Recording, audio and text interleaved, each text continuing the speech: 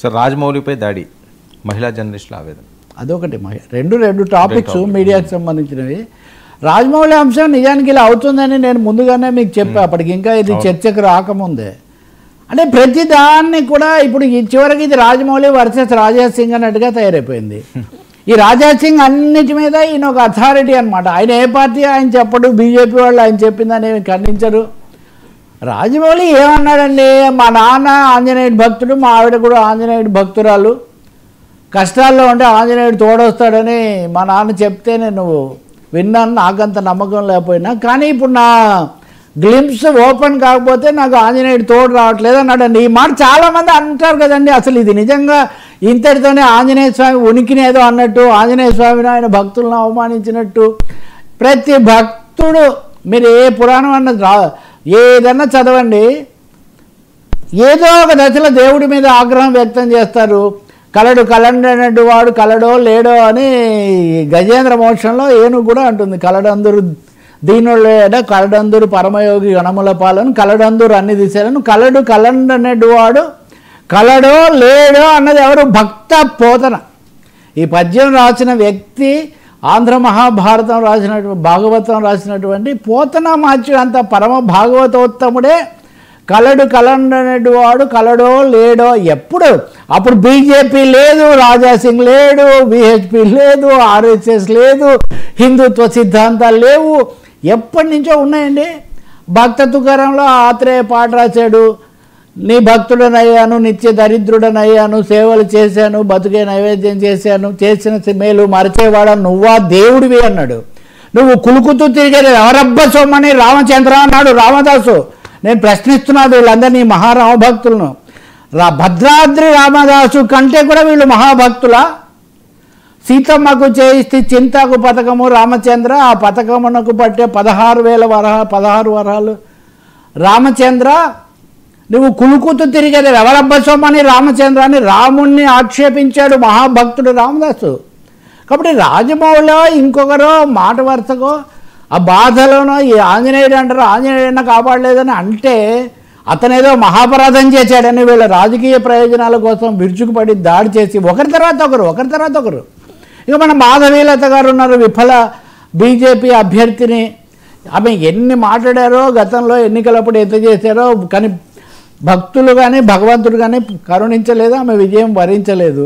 ఇప్పుడు మళ్ళీ ఆమె కూడా రంగంలోకి వచ్చి ఏమంటారండి వీళ్ళు, మీరు దేవుడి పేరు చెప్పి దేవుడి సినిమాలు తీసి కోట్లు సంపాదిస్తున్నారు, దేవుడిని అంటే దేవుడికి తెలియదండి. నిజంగా దేవుడిని వీళ్ళు నమ్మి దేవుడికి తెలీదా రాజమౌళికి ఎన్ని కోట్లు వస్తున్నాయి, రాజమౌళి ఎందుకు విజయం సాధిస్తున్నాడు, లేకపోతే ఆయన ఎంత కష్టే ఫలి అని ఆయన 4 సంవత్సరాల సమయం తీసుకొని 1000 కోట్లు పెట్టి సూపర్ డూపర్ హీరోలను పెట్టి ఎన్ని అవస్థలు పడితే ఏమంటే బాహుబలిలో అంటే ఆ పాట ఉంటుంది కదా, శివలింగం చూపించి కోట్లు చేసుకున్నాడంట, ఇంకో సినిమాలో రాముడిని చూసి చేసుకున్నాడు. మీకేంటండి ఏమైనా ఉంటే దేవుడు భగవంతుడికి భక్తుడికి అనుసంధానమైనది అన్నట్టుగా మీరు రాజకీయాలు ఎందుకండి మధ్యలో? రాజమౌళి ఏదో అన్నాడు, మోదీ గారికి తెలుసు కాబట్టి వాళ్ళ నాన్నని తీసుకెళ్ళి ఎంపీని చేశాడు.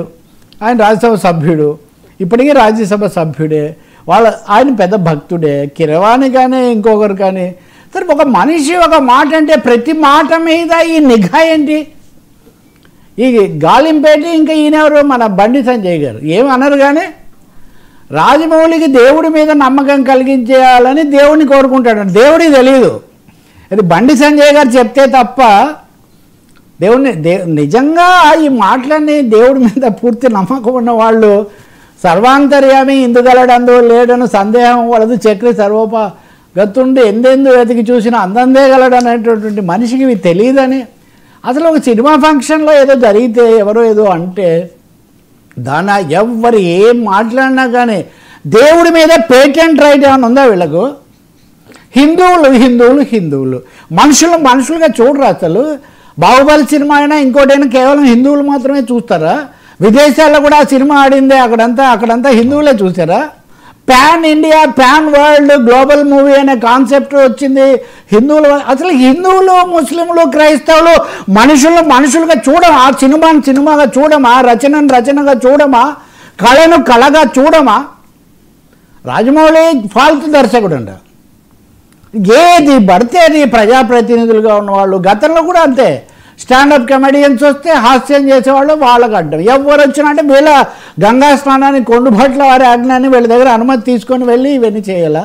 కాబట్టి చాలా తీవ్రమైన విషయం అండి. బీజేపీ పెద్దలు, ప్రభుత్వ పెద్దలు కూడా ఇలాంటి విపరీతమైన ఈ బెదిరింపు ధోరణులు ఎవరు బాయ్కాట్ చేయాలని చేయమనండి. రాజమౌళి సినిమాను బాయ్కాట్ చేయించేంత సీన్ రాజాసింగ్కి ఉందా? రాజమౌళి నేనేమి రాజమౌళి అంటే అతీతుడని నేనేం చెప్పట్లా. ఆయన ఈగ మీద కూడా సినిమా తీశాడు. నేను అప్పుడు ఒక ఫంక్షన్లో పాల్గొంటే చెప్పా, మగధీర సినిమా తర్వాత ఈగ ధీర సినిమా కూడా తీశాడు ఆయన, కంటిన్యూషన్. కాబట్టి అక్కడ ధీరుడా, దేవుడా, లేకపోతే ఈగనా, లేకపోతే ఇంకో సినిమాలో మర్యాద రామన్న సినిమా తీశాడు.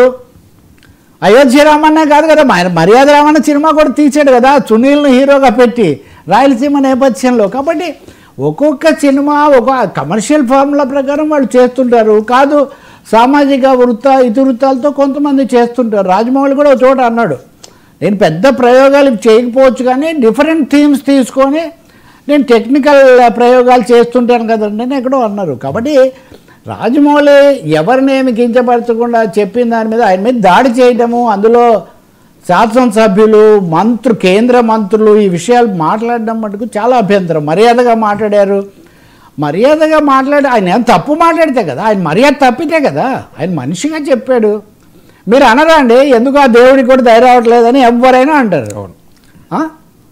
ఇన్ని చేసిన మహానది అనే ఒక సినిమా ఉంటుంది కమల్ హాసన్ది, భగవంతుడు కూడా భక్తుని ఇంతగా పరీక్షించకూడదు అంటాడు.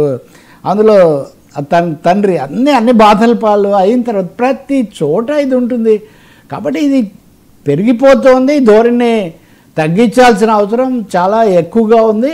ఇంకా అందులో అచ్చంగా శివస్తోత్రాలతో సినిమాలు, రామదండకాలతో సినిమాలు తీసిన దర్శకుడి మీదే ఇంత దాడి చేస్తే ఇంకా మామూలు వాళ్ళ సంగతి ఏంటని ప్రకటించాలంట.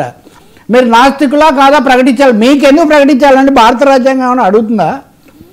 ఎవరు నాస్తికులు ఎవరు ఆస్తికులు అని ఏమైనా అడుగుతుందా? వీళ్ళకి పురాణాలు తెలుసో లేదో నాకు తెలియదు. కానీ విష్ణుమూర్తి ప్రవేశ ద్వారం దగ్గర ఉన్నటువంటి జయ విజయులు అనేటటువంటి వాళ్ళు దుర్వాస మహర్షి వచ్చినప్పుడు ఆయన గురించి చూడకపోతే ఆయన శాపం పెడితే విష్ణుమూర్తి ఏమన్నాడు? పురాణం ప్రకారం మీరు ఋషి శాపాన్ని నేనేం చేయలేను, కానీ మీరు 3 జన్మల్లో నా దగ్గరికి రావాలంటే నాకు శత్రువులుగా పుట్టాలి, 7 జన్మల్లో కూడా రావచ్చు అనుకుంటే మీరు మిత్రులుగా భక్తులుగా పుట్టాలి. మీరు ఎలా పుడతారంటే మేము శత్రువులుగా పుడతామని కోరుకున్నారు వాళ్ళు. అప్పుడు రావణ కుంభకర్ణులు, హిరణ్యాక్ష హిరణ్యకశిపులు ఇలా పుట్టారు. ఇవన్నీ ఏం చెప్తున్నాయండి? బలిచక్రవర్తిని రాక్షసరాజు అంటారు. వామనాథుడు వామనుడు ఇంతై అని ఆ బలి మీద తలకాయ మీద పెడుతున్నప్పుడు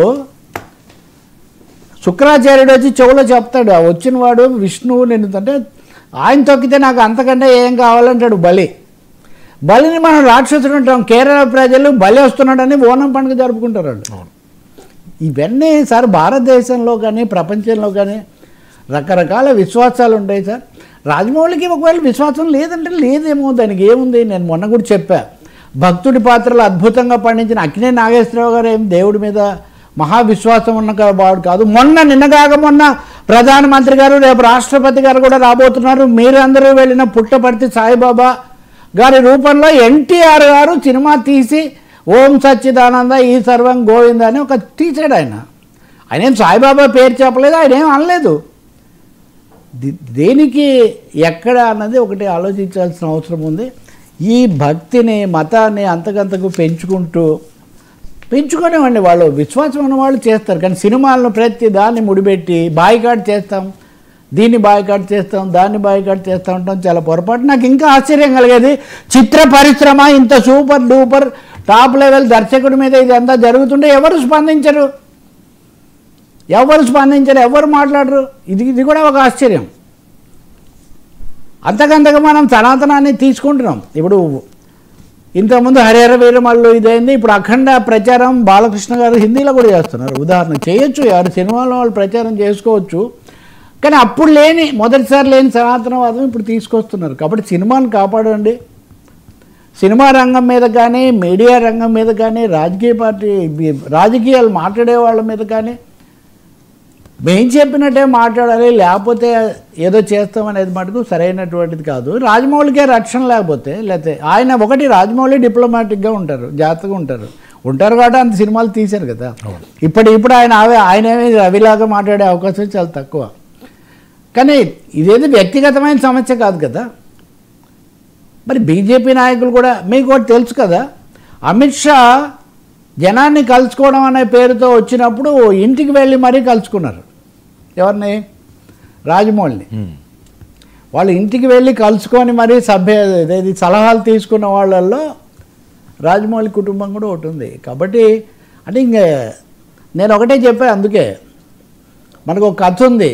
ఒక అడ్వకేటు కేసులో ఆ సాక్షికి లేదా ఆ క్లయింట్కి ఏం చెప్పాడంటే, జడ్జి గారు ఏం అడిగినా కానీ నువ్వు బెబ్బే అని అన్నాడంట. నువ్వు అక్కడ ఉన్నావా బే, నువ్వు చూసావా బే అన్నాడంట. అంతా అయిపోయింది, కేసు గెలిచాడు, బ్రహ్మాండంగా సంతోషంగా వచ్చాడు. లాయర్ చూసావా కేసు గెలిపించాను, మరి ఫీజు ఎప్పుడు పంపిస్తావు అంటే బెబ్బే అన్నాడంట. సో మనం ఒకసారి మతము లేకపోతే ఇంకోటి అనే దాన్ని వ్యక్తులకు వాళ్ళ విశ్వాసాలకు పరిమితం చేయకుండా రాజకీయమయం చేసిన తర్వాత కలిగే పరిణామం ఇలా ఉంటుందని అందరూ కూడా తెలుసుకోవాల్సిన అవసరం ఒకటి ఉంది. పూజించుకోండి, ఎవరి కావాల్సిన వాళ్ళని వాళ్ళు పూజించుకోవచ్చు, ఇతరులను కూడా పూజించనివ్వాలి. పూజించకుండా ఉండేవాళ్ళని కూడా గౌరవించాలి. అది సార్ మహిళా